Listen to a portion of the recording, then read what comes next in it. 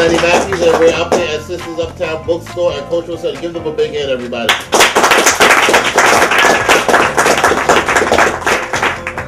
In a few minutes, gentlemen who I met many years ago.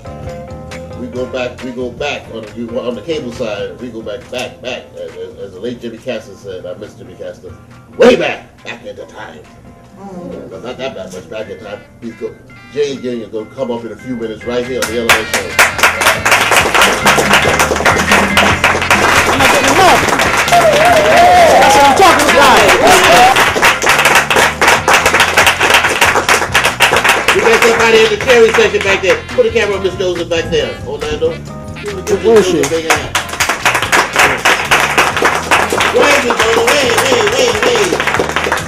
Okay. And then Sister Jennifer. Sister Jennifer, baby. Yeah. She makes it all possible. She's on assignment, y'all. She's doing so much for the community. James, you always on assignment too, my brother. You doing something for me. How you doing, my brother? I'm wonderful, man. Thanks for having me. Oh, thank you so much. You remember we met during Harlem. It was a book time, right? Yes, Harlem Book Fair. We saw each other. Tell us a bit about yourself, James. Oh, wow. Well, I've been involved in TV, film, theater, the arts for about 15, 20 years now. And I actually got a chance to meet you many years ago at a spot called Paragon Cable when he started his TV show called LMS show. Yes. Way back. So we go back. I remember when he was at M&N, Manhattan Neighbor Network. Yes. Least Access. So I've been involved in TV, behind the scenes, in front of the camera. Visually, like film, theater, arts. You love this. You love this. Yes, I do. Why do you love this?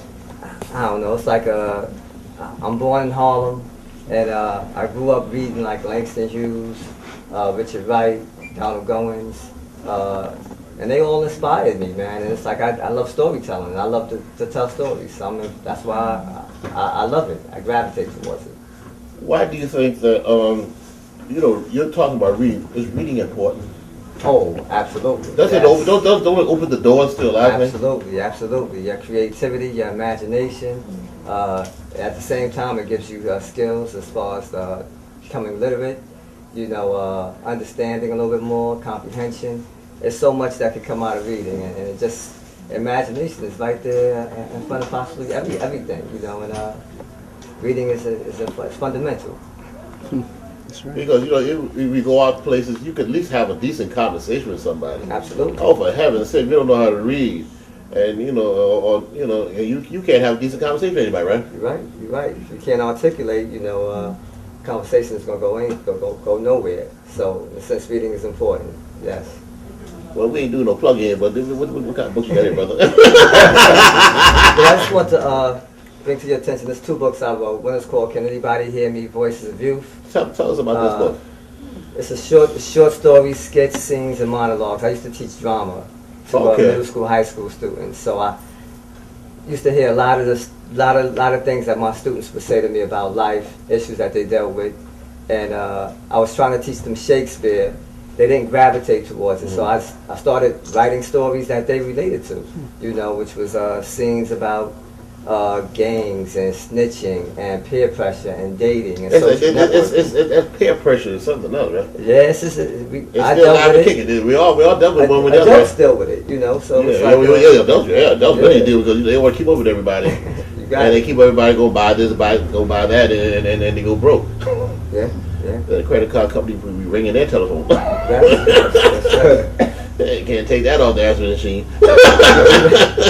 Or even your cell phone. You're right. What's the other book there, brother? The other book is called If Harlem Could Talk, It Would Scream. It's a collection of short stories about black men in Harlem. 100% fictional and 100% real. So that one is really done really well. It's called If Harlem Could Talk, It Would Scream.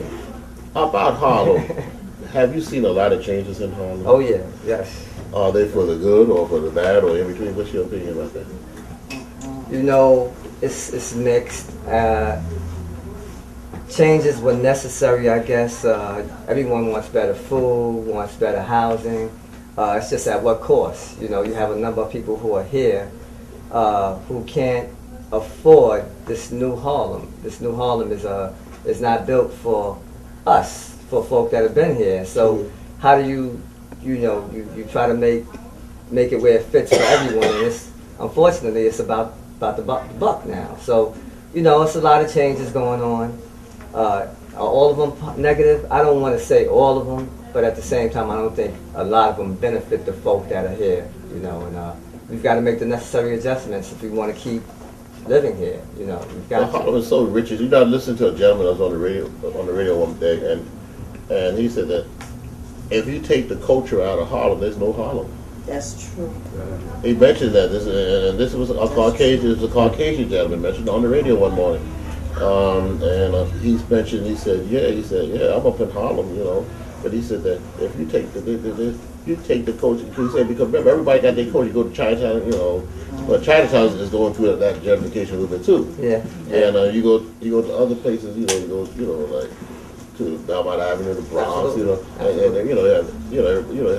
some food up there, And he mentioned, he said, if you take that out the door, he said, if you lose the culture up there and you sit back here and make it like Main Street USA, that's the end. Well, that's what they're doing now. They have all these lounges that they brought in. Nothing really artistic. You still got some of your landmarks like National Black Theater and that, but really, as far as pushing the culture, it's like, in a sense, that's why places like this Uptown Bookstore, which is keeping literature alive and keeping black culture alive. We got to keep all those aside. I'm not advertising, asking for money on there, but even come pay a visit here, if anywhere you watch it, we have to support institutions like this. Yes. Because I keep thinking about the Apollo Theater. Apollo Theater, exact case in point. If Percy Sutton and you get together with other people and bought the Apollo Theater, that place would have been a parking lot. Or somebody's condominium. Is that true? Yes. That's true. I don't care. We got to take hats off to people like Percy and Sutton, and also to people like we talk about BLS, visionaries like Hal Jackson and late Hal Jackson, Frankie Crocker, the Chief Rocker. You have to keep these. This is our history, it's our legacy. But we gotta pass it forward. And then we got to go back further back. Jack Walker, the pear-shaped talker. He took over the LIB FM later on. He was the morning show. Eddie O.J. People like that. We have to keep these. We got to keep these names. We don't keep names alive. I think about these hip hoppers today. They gonna keep anybody's name alive. Well, the people, their peers. Keep their peers alive. He's old hat and throw it down in the trash. You got to keep these things alive. Well, like you just said, Brother Otis was talking about Frankie Crocker, talking about BLS. I remember Frankie Crocker. That's a landmark. Probably now, what the young people realize is, or they think about, is Angie Martinez. Yeah. On Hot 97. Yeah, we have nothing against her, But our landmarks, those are traditional things that we kind of remember, and it's like I just feel like if we don't keep it alive, it disappears. And it will disappear too. I would like to thank you so much, my brother. We go back to those swinging Paragon days and teleprompter and all. There was a lot of fights. Go up there, bring my tapes up there. And I used to do shows. One thing I learned to think on my feet up there, because you only got one take, folks. Yeah. I ain't pointing my finger but you got one take, and that was it. But public access still has its place. We still need it. Yeah. More than ever. And let nobody fool you, because if these cable companies had their way, take it out the door and replace it with 4 other channels. Yeah. We've had nothing irrelevant to the community, but also to a public access. We had to make sure we put something of quality, not a bunch of nonsense. You get a lot of nonsense on there too. That's the thing. Whenever you open it up to the public, you're gonna get nonsense. Come in whatever they feel as they feel like this is what they want to talk about. Some of it may not be. I remember once. It was going way back in the day, and they had a show, and they had a guy, and he got money from the state. He tied the dog up, and he took a gun and shot the dog, and was on the air. Now that is cool. Yeah. But that's movie expression. Now he's like there used to be a show I used to air called I don't want to really say the name. No, don't say that. Just say it like this: young boys would go out, young men, and at times they would do beat downs on certain folk on the street, and they would videotape this and put it on air. And obviously the police got involved, some things like that, but they actually thought it was kind of like a comedic sketch to them. But it was violent and dangerous, you know, and in fact, and then actually got in trouble because of it too, you know. So, I mean, those are the type of things that come from people's minds that... Yes.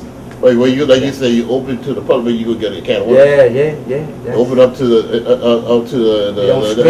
internet media, you get a can of worms there too. Absolutely. You know. Absolutely. On that note, I'd like to thank you so much. Thank you. I'm honored, man. Appreciate it. Hey, we'll be back.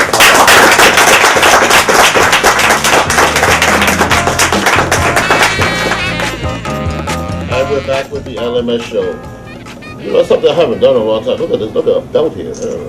Don't they take you back to the day? I'm gonna read this copy of your. Don't make me come over there. Now go and get me the belt. Beating has been used to discipline black children for decades.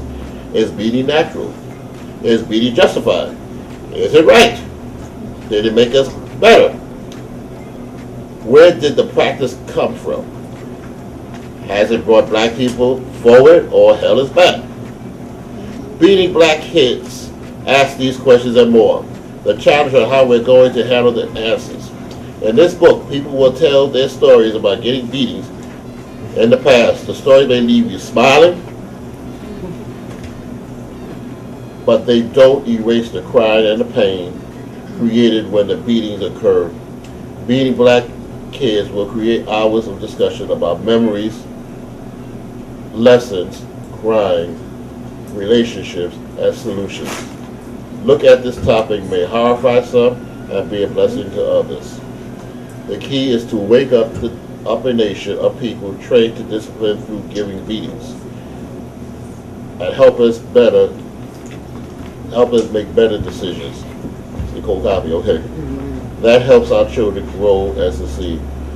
How are we going to lift our children up? This book can help us figure it out. Ladies and gentlemen, please give a hand up to who? Asada. Give us a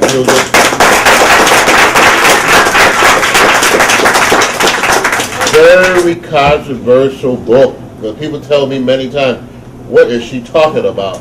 You know, I've gone to stores where the same thing. What are you doing to the kids and stuff? Beating black kids.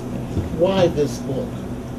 I wrote that book because I started to get a lot of feedback from colleagues and friends about their beliefs in beating children, and I found that even if they were eating herbs and head wraps, they were still beating up kids. And I said, you know, you can't talk about antiquity and being kings and queens and beat your offspring.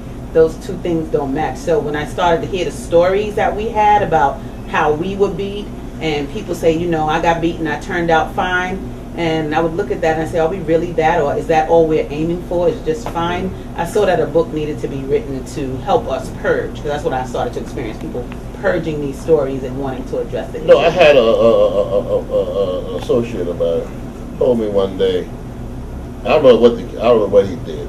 Well, anyway, he called me on the telephone and said, you know something? He did something wrong. I just beat him down. I mean, she was proud too. I mean, she had a bad honor on that. What's your opinion about that? Well, you know, slavery did a lot of damage.